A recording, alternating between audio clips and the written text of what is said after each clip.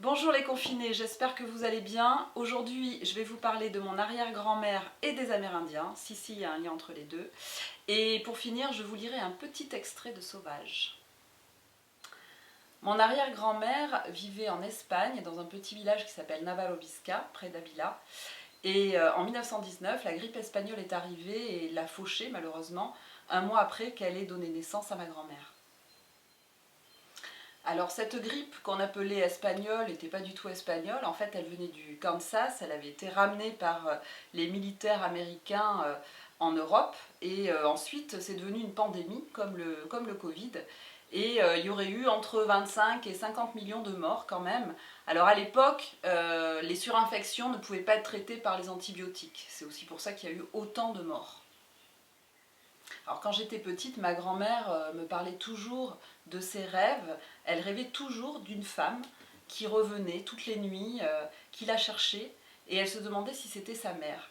Et donc ce rêve mystérieux qu'elle a partagé avec moi m'a beaucoup fait cogiter quand j'étais petite, et je me demande si c'est pas un petit peu grâce à elle que j'invente des histoires maintenant.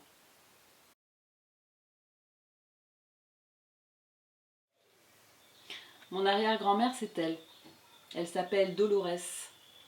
Je lui ai toujours trouvé un petit côté amérindien. D'ailleurs, je me demande si elle m'a pas un petit peu influencée de là où elle est pour que j'écrive sur les Amérindiens. Les épidémies sont toujours liées au déplacement de population. D'ailleurs, les autochtones aussi en ont subi les conséquences. Et évidemment, ça m'amène à vous faire une petite lecture sur Sauvage. Par contre, je vais peut-être vous choisir un petit souvenir heureux. Ça va faire du bien après tout ça quand même. Alors, pour ceux qui n'ont pas lu Sauvage, Jonas donc, vient d'avoir 16 ans, ce qui signifie qu'il n'a plus que 2 mois à tenir avant de retrouver sa liberté.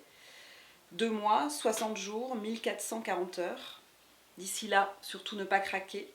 Continuer à être exactement ce qu'il lui demande d'être, un simple numéro, obéissant, productif et discipliné.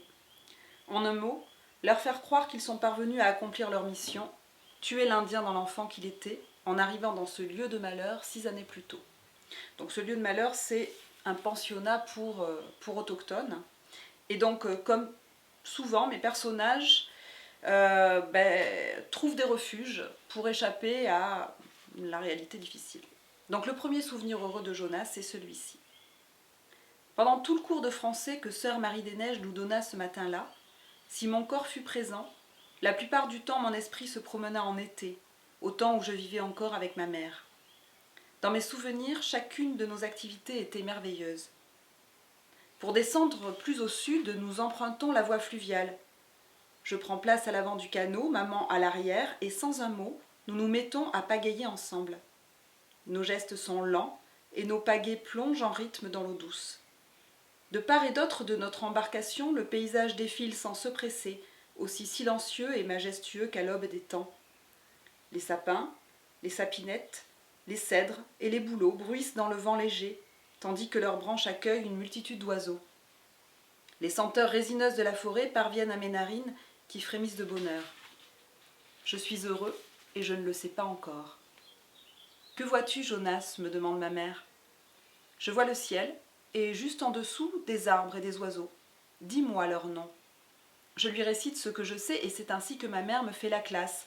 Notre seul manuel est la nature et à ce titre, il ne compte pas un nombre de pages définies à l'avance.